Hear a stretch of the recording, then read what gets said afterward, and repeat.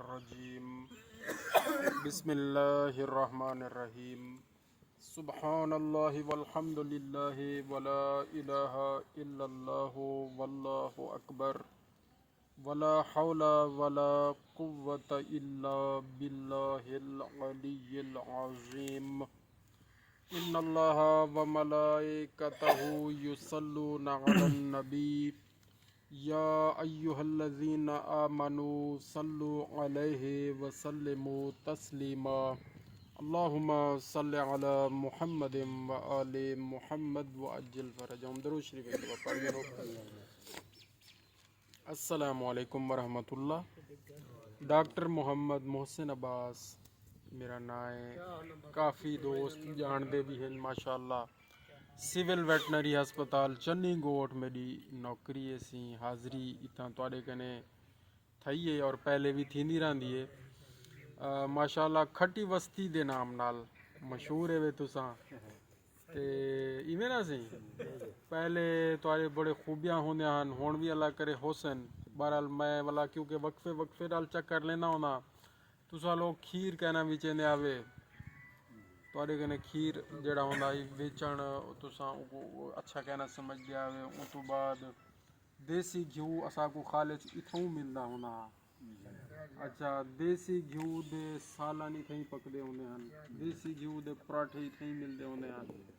देसी हर शय थई मिलदी होंदी है। हुण पता नहीं क्या अल्लाह जान दे। बहरहाल जे जले भी कोई तुहाडे कनू आवे हा तुसां लस्सी या दुध इवें मुफ्त देंदे होंदे हन। ठीक है ना जी। आजकल क्या हालात हैं?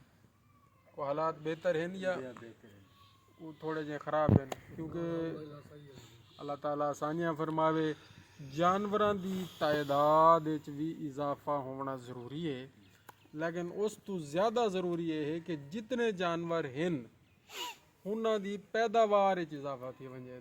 पैदावार यानी दुध की पैदावार विच इजाफा थी वञे ते गोश्त की पैदावार विच इजाफा थी वञे।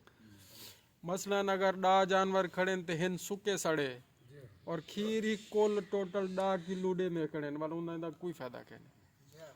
अगर जानवर 5 हैं तो खीर देने खड़े 50 किलो तो भला वो ज़्यादा फायदेमंद है। वो इवें कहीं नहीं थी ना उनके वास्ते 2-4 चीज़ा करनिया पौंदे। जाहिर है आप सराकी लोग हैं तो सराकी बड़ी सादा जबान ही मैं कोशिश करे सा कि 2-3 पॉइंट मैसेज तो दे वजा। वो ये है कि सब तो पहले तुसा ऐसी नस्ल का इंतखाब करो, जानवरों की ऐसी नस्ल का इंतखाब करो जिहड़ी नस्ल दुध ज़्यादा देंदी होवे कि जिहड़ी नस्ल कद काठ गोश्त ज़्यादा इजाफा करेंदी होवे। वो नस्ल को वाला दूजे नंबर ते तुसा खुराक वो दो जिहड़ी खुराक उन्हां को लगदी होवे। ये 2 काम जल्ले तुसा करे सो वल तीजा काम असारे जिम्मे हो सी। वो ये हो सी कि असां सही टाइम ते तुहाडे जानवरों को हिफाजती टीके लाऊं। सही टाइम ते जल्ले हिफाजती टीके लेसूं उन्हां को खतरनाक बीमारियां कनू बचावन वास्ते वो हिफाजती टीके दा लगना ज़रूरी है। जल्ले वो लग वैसन इंशाअल्लाह अज़ीज़ अल्लाह दे हुक्म नाल इंशाअल्लाह बीमारी कहना आसे। जिस टाइम बीमारी कहना आसे तो भला जेड़ी शय वो खाने खड़ेन पीने खड़ेन तो नस्ल चंगी है इंशाअल्लाह वाल खीर की पैदावार भी इजाफा थी वैसी गोश्त की पैदावार भी इजाफा थी वैसी। हुण गाल यह है कि केड़ी नस्ल रखूँ। मंझ की केड़ी नस्ल होनी चाहिए तो गां की केड़ी नस्ल होवे। उहदे च सब तो अहम है नीली रावी नस्ल जिहड़ी मंझ दी है वो सब तो ज़्यादा पैदावार देंदी है। नीली एक अलहदा नस्ल है, रावी अलहदा नस्ल है, कुंडी नस्ल भी है एक वो एक अलहदा नस्ल है। बियामी नस्ल हैं तो इन्हां नस्लों कनू सब तो जिहड़ी बेहतर नस्ल है अपने इलाके दे विच जिहड़ी सही पैदावार देंदी है दुध दी वो है नीली रावी नस्ल मंझ दी। लिहाजा जेले कोई तुसा कहीं को सदो टीका रखण वास्ते उन्हां को आखो जनाब असा नीली रावी नस्ल दा टीका रखावणे मंझ को ते वो रख के दिओ। नंबर 1 गां दे विच जिहड़ी अपने इलाके दी बेहतरीन नस्ल है वो है चोलिस्तानी नस्ल। ਤੇ ਟੀਕੇ ਰੱਖਣ ਵਾਲੇ को भी लाजमी दस्या करो भाई चोलिस्तानी नस्ल का टीका रख के दे सकूँ।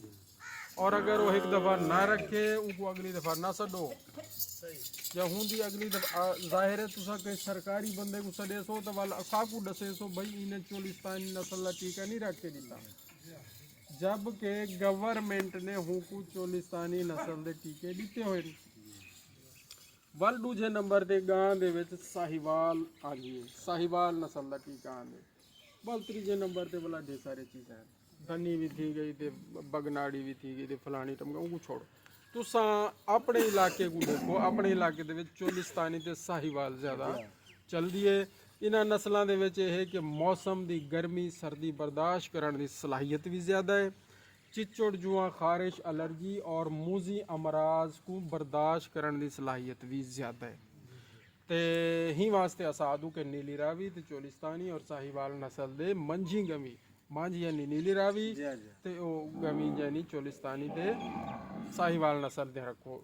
अगर भेड़ा बकरियां दा मामला है तो वल सब तो अहम जड़ी नस्ल है और अच्छी नस्ल है वह है मक्खी चीनी अपने इलाके दे विच जी को बीतल चीनी भी आते हैं। बीतल असल जो है बीतल नस्ल हूँ दे विच वल कहीं दा ना है सपोर्टेड बीतल जी को मक्खी चीनी आख्या वेंदे, कहीं दा ना है सिर्फ बीतल, कहीं दा ये विच मुख्तलिफ रंग हैं, कहीं दा काले धब्बे कहीं दे भूरे धब्बे कहीं दे किवें धब्बे, लेकिन वो है कि जड़ी बीतल नस्ल है ना वो दूध भी देंदी है बकरी बेहतरीन और उनकी कद काठ भी बेहतरीन होंदे और उनकी डिमांड भी है।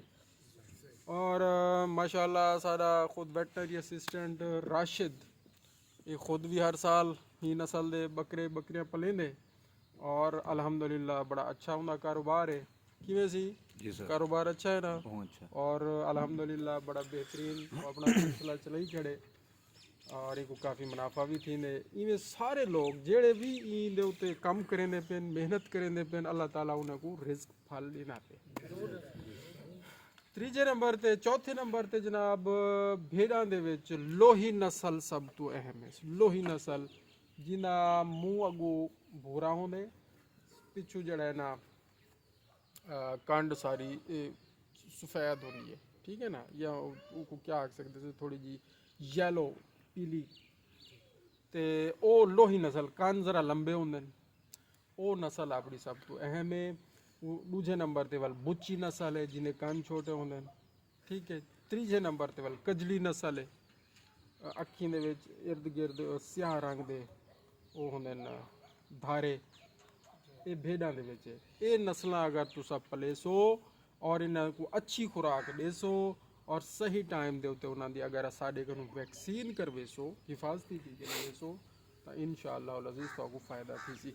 हुण आवेंदे है कि भाई खुराक क्या चंगी दूँ, नस्लां तुसां चंगियां रख दियां फर्ज कीता हुण खुराक क्या दूँ, खुराक बैलेंस होनी चाहिए, मुतवाजन खुराक होनी चाहिए, यानी ऐसी खुराक होवे जिंदे विच कार्बोहाइड्रेट भी होवे, प्रोटीन भी होवे, फैट भी होवे, नमकियात भी होवन, हयातीन यानी ठीक है ना जी, ये चीज़ां सारिया चीज़ां होवे, अमेज़ा होवे और वो अमेज़ा जेड़ा है ना वो अनमोल वंडे की शक्ल गवर्नमेंट ने असाकू तहसील लैवल पे सप्लाई किया होया है और जिसले इलाके की डिमांड होंदी है वो वाल असा अपने हस्पताल भी वो वंडे के थैले मंगवा घिंदे रहते हैं और बड़े सस्ते रेट के उत्ते असा सप्लाई भी करेंगे। 20 किलो का थैला होंगे 1617 रुपए की कीमत है, आम रूटीन के 3600 रुपए मन मिलता है जड़ा वंडा है, ये तो आपको तकरीबन 3200 3250 रुपया मन पाएगा, 400-500 रुपए का उन्हें फ़ायदा भी है। और ये जड़ा वंडा है मुतवाजन खुराक का अमेज़ा है, इंदे विच गौरमेंट ने अपनी निगरानी दे विच हर चीज़ सटवाई हुई है जड़ी जानवरों को फ़ायदा देंदी है। खीर वाले जानवर का खीर वध वेंदे और गोश्त वाले जानवर का गोश्त दे विच इजाफा थी वेंदे, लिहाजा ये अनमोल वंडा जानवरों की खुराक दे विच शामिल करना जरूरी है तां वंज के उन्हां दा गोश्त और दुध इंशाअल्लाह वध वेसी। दूजे नंबर ते क्या करना चाहिए, खुरली दे विच सफ़ेद नमक दा ढेला रखना इंतहाई ज़रूरी है। बई होंदी है काले नमक वाली सिल 3 किलो वाली भी मिल वेंदी है 5 किलो वाली भी मिल वेंदे हुंदे वे शीरा भी होंदे बे नमकियात भी होंदे उनको सॾा वेंदे यूरिया मोलेसिस बुलाक UM बुलाक ਉਹਦਾ ਰੱਖਣਾ ਵੀ ਇੰਤਹਾਈ ਜ਼ਰੂਰੀ ਹੈ ਇੱਕ ਤਾਂ ਉਹ ਜਾਨਵਰ ਦੇ ਮੂੰਹ ਦਾ ਜ਼ਾਇਕਾ ਉਹਦੇ ਨਾਲ ਬਿਲਕੁਲ ਬਿਹਤਰੀਨ ਰਹਿੰਦੇ ਦੂਜੇ ਨੰਬਰ ਤੇ ਰੀਹ ਬਾਦੀ ਉਹਦੀ ਬਿਲਕੁਲ ਖਤਮ थी वेंदी है और जड़ा जहरबाद का मर्ज जानवर को अक्सर थी वेंदे और थणा ते सोज निकल आती है या जिसम के कई भी हिस्से ते सोज या रतांजन निकल आती है वो ही नमक की मौजूदगी कहना निकल से जानवर अपनी मर्जी नाल अपनी ज़रूरत के मुताबिक चिट्टा नमक भी काला नमक भी और उनके मौजूद शीरा भी चट्टी रख देन और वल वो मिट्टी भी नहीं खाते सीमेंट भी नहीं खाते उन्होंने पेट के कीड़े के अमराज भी उन्होंने नहीं थींदे अगर फर्ज किया वला भी कहीं जानवर के पसलियाँ निकलन खादा पीता को नहीं लगता पिया होंदे बावजूद उन्हें जनाबे वाली पसलियाँ जड़े ना हड्डियाँ निकलन उनके वास्ते अस दवाइयाँ चाह के आए बैठे हैं पेट के कीड़े के अमराज की दवाइयाँ सारे कने मौजूद हैं बकरियां के अलग छोटे गोलियाँ हैं बड़े जानवरों की अलग गोलियाँ हैं कहीं को नज़ला ज़ुकाम खांसी है तो उनका भी इलाज अस दसन वास्ते आए बैठे हैं कहीं जानवर को अगर कोई ज़ख़म का मसला है तो उन्हें वास्ते टिंचर मौजूद है सारे कने जो भी मसाइल हैं तुम सारे नाल डिस्कस करो ज़ाहिर है मेरे को थोड़ी जी जल्दी है ना तो मैं मज़ीद लंबी गाल कर हाँ थोड़ी जी एक बिच ऐड कर देनी है एक बई गाल